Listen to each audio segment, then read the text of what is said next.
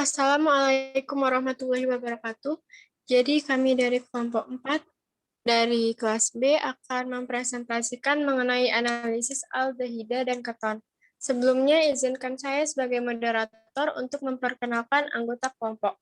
Yang pertama ada Fitri Aryani dengan NIM K1A019022, ada Husnianti Aulia Putri dengan NIM K1A019026, kemudian Ida Ayu Murah Trisna dengan NIM K1A0190028, Intan Zulkaidah dengan NIM K1A019030, dan yang terakhir ada Hawi 1 Nafila Azharo dengan NIM K1A019032.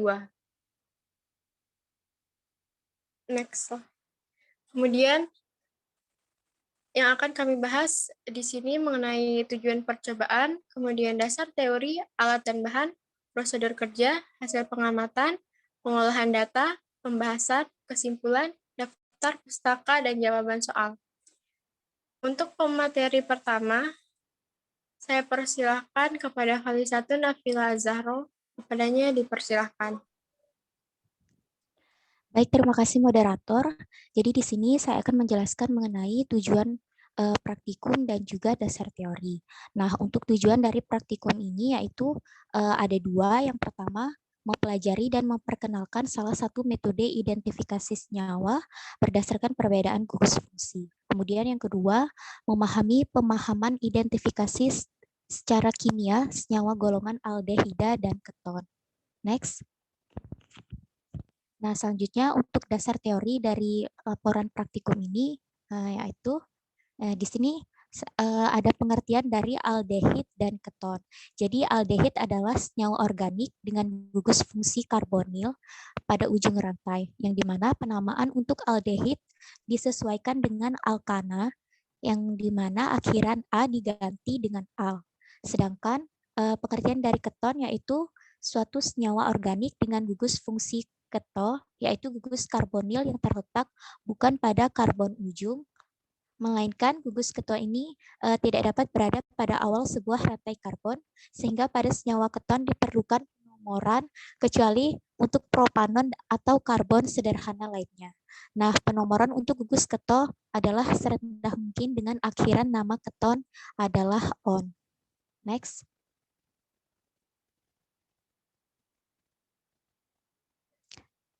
Nah, selanjutnya aldehida dan keton mengandung gugus karbonil atau C rangkap O, yang dimana jika kedua gugus yang menempel pada gugus karbonil adalah gugus-gugus karbon, maka senyawa itu dinamakan keton. Jika salah satu dari kedua gugus tersebut adalah hidrogen, maka senyawa tersebut termasuk ke dalam golongan aldehida. Nah, selanjutnya di dalam analisis aldehid dan keton, kita dapat menggunakan beberapa pengujian, contohnya uji Tollens, uji Benedict, dan uji Vehling, serta uji reaksi Schiff. Adapun pada uji Vehling dan Benedict serta uji Tollens, reaksi pada uji ini akan mengoksidasi aldehid sederhana untuk menjadi karboksilat, sedangkan sehingga pada uji Vehling dan Benedict dapat digunakan untuk menganalisis aldehid dan keton untuk mengidentifikasi gula reduksi. Nah, untuk prinsip lebih lanjut dari ketiga uji, yaitu uji Tollens, uji Benedict, dan uji Vehling ini akan dibahas pada bagian pembahasan dari laporan praktikum kami. Sekian dari saya, terima kasih. Saya kembalikan ke moderator.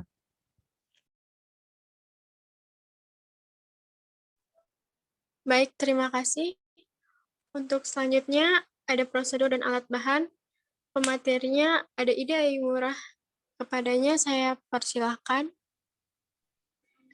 Baik, terima kasih. Jadi sekarang akan membahas mengenai alat dan bahan yang akan digunakan pada praktikum kali ini. Yang pertama yaitu untuk alat-alatnya sendiri, ada botol semprot, ada gelas kimia, gelas ukur, pipet tetes, pipet ukur, tabung reaksi, dan penanggas air.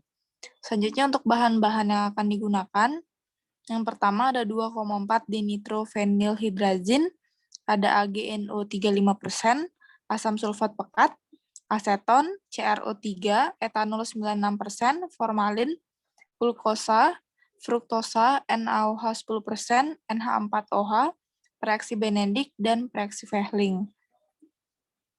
Selanjutnya, saya akan menjelaskan mengenai prosedur kerja juga. Jadi, ada 4 prosedur yang akan kita lakukan. Yang pertama itu reaksi dengan 2,4 dinitrofenilhidrazin. Jadi yang pertama kita lakukan yaitu mengambil 4 tabung reaksi, yang tiap tabung reaksinya itu ditetes 2 mili larutan etanol 96%. Jadi tiap-tiap dari 4 tabung itu diisi 2 mili etanol 96%. Selanjutnya, dilabeli tabungnya dari tabung 1 sampai tabung 4. Selanjutnya, tabung 1 ditambahkan aseton 1 mili. Selanjutnya, untuk tabung 2 ditambahkan 1 mili glukosa. Tabung 3 ditambah 1 mili fruktosa. Tabung 4 ditambah 1 mili formalin. Selanjutnya, ketika tabung 1, 2, dan 3, dan 4 itu sudah berisi larutan yang kedua, selanjutnya ditambahkan keempat tabung tersebut ditambahkan 2,4 dinitrofenilhidrazin dan dikocok sebanyak 1 mili tiap tabungnya. Selanjutnya ketika sudah ditambahkan dinitrofenilhidrazinnya dan juga sudah dikocok, diamati perubahan yang terjadi pada masing-masing tabung. Dan jika tidak terjadi endapan, larutan akan dipanaskan di atas penanggas air selama 1 menit lalu ditambahkan dengan 5 tetes air. Selanjutnya, prosedur kedua yang kita lakukan yaitu uji toleransi. Jadi, pertama yaitu memasukkan 4 mili larutan perak nitrat 5% di dalam tabung reaksi, lalu ditambahkan 1 tetes larutan NaOH 10%, lalu dikocok, lalu akan terbentuk endapan perak hidroksida. Selanjutnya, endapan tersebut akan diteteskan larutan amonium hidroksida encer hingga endapan melarut kembali. Lalu akan terbentuk endapan perak hidroksida yang sudah larut, lalu ditetesi 2 tetes larutan uji, yaitu untuk uji toleransi menggunakan aseton. Lalu setelah itu dikocok dan dibiarkan selama 10 menit, dan jika tidak terjadi perubahan, dipanaskan di atas penanggas air selama 5 menit. Lalu prosedur diulangi untuk masing-masing larutan uji, yaitu ada glukosa, fruktosa, dan formalin. Jadi larutan ujinya itu yang tadi yang ditetesi 2 tetes itu bisa aseton, bisa glukosa, bisa fruktosa, dan bisa formalin. Dan dicatat perubahan yang terjadi. Selanjutnya uji Fehling. Yang pertama itu menyiapkan 4 tabung reaksi. Tiap tabung reaksi itu diisi dengan reaksi Fehling. Untuk tabung pertama, itu meneteskan 5-10 tetes larutan aseton. Untuk tabung 2, 5-10 tetes larutan glukosa. Tabung 3, 5-10 tetes larutan fruktosa. Dan tabung 4, 5-10 tetes larutan formalin. Lalu keempat tabung reaksi dipanaskan dan diamati perubahannya. Selanjutnya, prosedur yang keempat yaitu uji Benedict. Jadi disiapkan 4 tabung reaksi juga, yaitu tabung 1, 2, 3, dan 4. Tiap tabung diisi dengan reaksi Benedict. Lalu untuk tabung 1 ditetesi 5-10 tetes larutan aseton. Tabung 2 ditetesi 5-10 tetes larutan glukosa. Tabung 3, 5-10 tetes larutan fruktosa. Tabung 4 ditetesi 5-10 tetes larutan formalin. Lalu keempat tabung reaksi dipanaskan dan diamati perubahannya. Mungkin sekian yang bisa saya paparkan. Saya kembalikan ke moderator. Baik, terima kasih. Untuk pemateri selanjutnya, ada Intan Zulkaidah. Kepadanya saya persilakan. Untuk hasil pengamatan, di sini dapat dilihat pada tabel 4.1.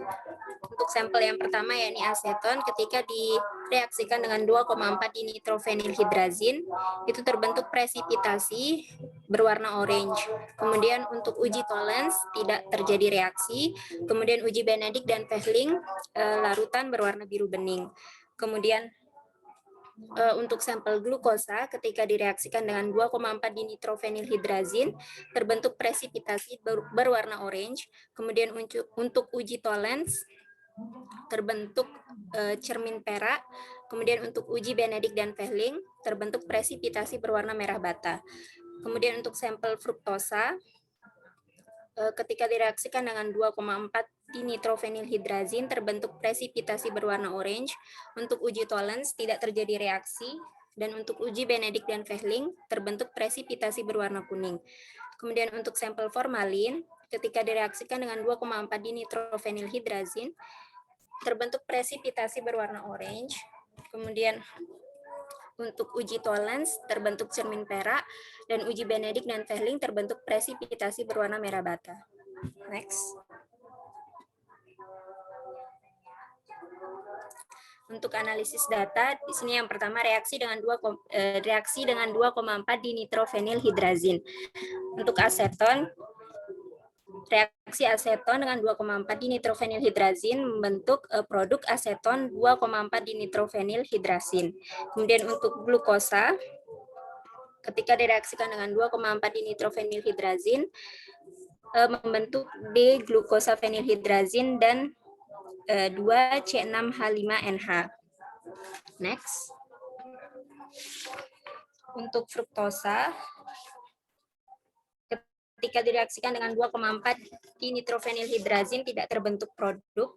Kemudian untuk formalin terbentuk endapan dengan struktur seperti yang terlihat pada slide.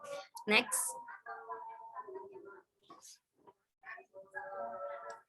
Untuk uji Tollens, untuk sampel aseton, ketika direaksikan dengan pereaksi Tollens tidak terbentuk produk. Kemudian untuk glukosa, ketika direaksikan dengan pereaksi Tollens terbentuk produk dengan struktur keton dan plus 2Ag, plus 4NH3 dan H2O. Next.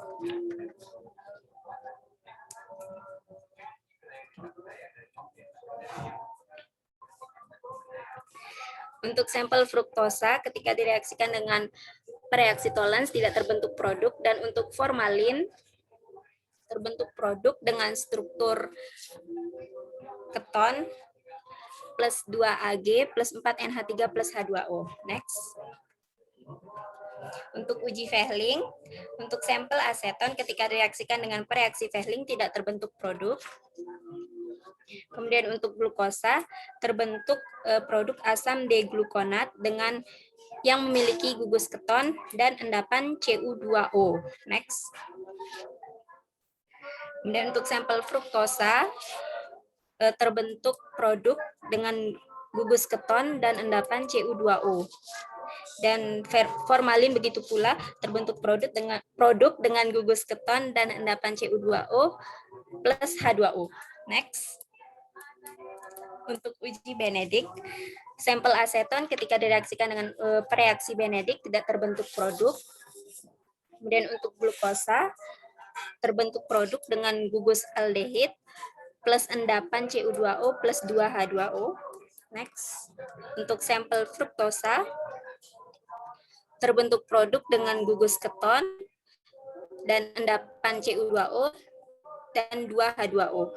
Kemudian untuk sampel formalin juga terbentuk produk dengan gugus keton dan endapan Cu2O plus 2H2O. Next.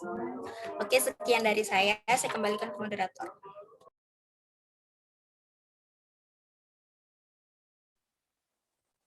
Baik, untuk selanjutnya pembahasan akan disampaikan oleh Fitri Aryani. Padanya saya persilahkan. Baik, terima kasih moderator.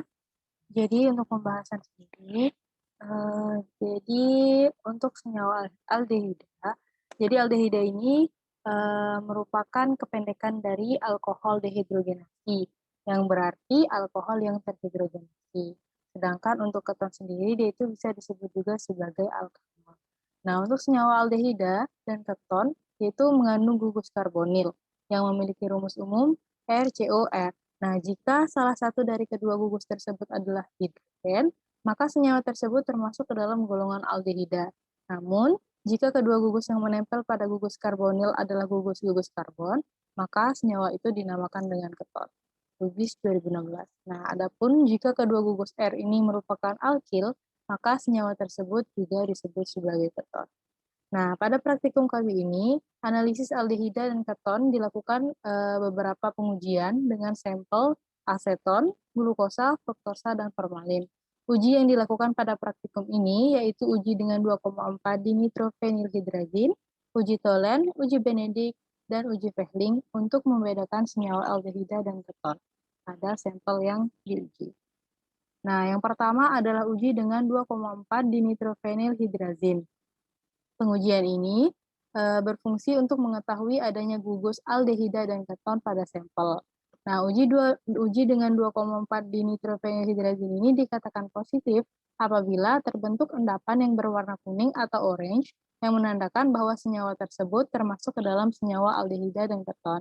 Pada praktikum ini diperoleh sampel aseton, glukosa, fruktosa, dan formalin memiliki hasil yang sama, yaitu terdapat pembentukan endapan atau presipitasi berwarna orange, yang menunjukkan bahwa semua sampel tersebut termasuk ke dalam senyawa golongan aldehida dan keton. Next. Selanjutnya uji Tholen. Uji Tholen ini digunakan untuk membedakan senyawa aldehida dan keton. Uji Tholen dapat menguji spesifikasi pada senyawa aldehida. Nah, prinsip dasarnya adalah kemudahan oksidasi kedua golongan senyawa. Jadi perak 1 mudah direduksi menjadi logam perak oleh aldehida, tetapi tidak oleh keton. Nah, menurut Arum et al. 2012, pada senyawa aldehida, setelah beberapa menit logam perak akan menempel pada bagian dalam tabung sebagai pelapis reflektif atau disebut sebagai endapan cermin perak. Sedangkan pada keton tidak terjadi reaksi. Nah, penambahan amonium hidroksida ini pada praktikum ini bertujuan untuk melarutkan ulang endapan sehingga larutan Tholen dapat bereaksi dengan gugus karbonil aldehid. Pada praktikum ini, senyawa glukosa dan formalin membentuk endapan cermin perak sehingga keduanya termasuk ke dalam golongan senyawa aldehida. Sedangkan senyawa aseton dan fruktosa tidak membentuk cermin perak sehingga keduanya ini termasuk ke dalam senyawa keton. Next. Yang ketiga ada uji Benedict. Uji Benedict ini digunakan untuk mengidentifikasi adanya gula produksi dalam sampel. Uji Benedict memiliki prinsip pengujian yang sama dengan uji Fehling. Gula produksi yang dapat diuji berupa monosakarida dan disakarida. Larutan Benedict ini akan menguji keberadaan gugus aldehida dan ketosa. Aldosa dan ketosa. Jadi hasil positif aldehid yang ditunjukkan dari uji ini adalah terbentuknya endapan berwarna merah yang tidak larut. Pada praktikum ini, glukosa dan formalin termasuk ke dalam golongan senyawa aldehida karena terbentuk endapan atau presipitasi berwarna merah bata setelah bereaksi dengan reaksi Benedict. Nah, pada fruktosa terbentuk larutan berwarna kuning dan pada aseton terbentuk larutan berwarna biru bening tanpa endapan. Hal ini menunjukkan bahwa fruktosa dan aseton tidak termasuk golongan aldehid namun termasuk ke dalam golongan senyawa keton. Next. Kemudian uji yang terakhir adalah uji Fehling. Jadi menurut Suhendar 2010, reaksi antara aldehid dan Fehling akan menghasilkan endapan merah jika benar terdapat aldehid karena senyawa aldehid dapat mereduksi larutan Fehling membentuk endapan merah CO2O. Nah, pemanasan yang dilakukan pada percobaan ini bertujuan untuk mempercepat oksidasi dari reaksi Fehling dan sampel. Pada praktikum ini, yang termasuk ke dalam golongan senyawa aldehida adalah glukosa dan formalin, dikarenakan adanya terbentuk endapan atau presipitasi berwarna merah bata. Adapun pada fruktosa terbentuk endapan berwarna kuning dan pada aseton terbentuk larutan berwarna biru tanpa adanya endapan. Hal ini menunjukkan bahwa fruktosa dan aseton ini merupakan senyawa golongan keton. Baik, terima kasih. Sekian dari saya kembalikan kepada moderator. Baik, selanjutnya kesimpulan akan disampaikan oleh saya sendiri, Husnianti. Jadi, berdasarkan praktikum yang telah dilaksanakan, dapat ditarik dua kesimpulan. Yang pertama, metode identifikasi senyawa berdasarkan perbedaan gugus fungsi, yaitu uji reaksi dengan 2,4 dinitrophenylhidrazin, uji Tholen, uji Benedict, dan uji Fehling. Dan yang kedua, identifikasi secara kimia aldehida dan keton, yaitu aldehida dapat bereaksi dengan uji 2,4 dinitrophenylhidrazin, uji Tholen, uji Benedict, dan uji Fehling, sehingga senyawa yang termasuk aldehida adalah glukosa dan formalin. Sedangkan keton dapat bereaksi dengan uji 2,4 dinitrophenylhidrazin, sehingga senyawa yang termasuk keton adalah aseton dan fruktosa. Kemudian, kami lampirkan daftar pustaka sebagai berikut. Kami lampirkan juga jawaban soal-soal. Ada beberapa soal di sini. Ya.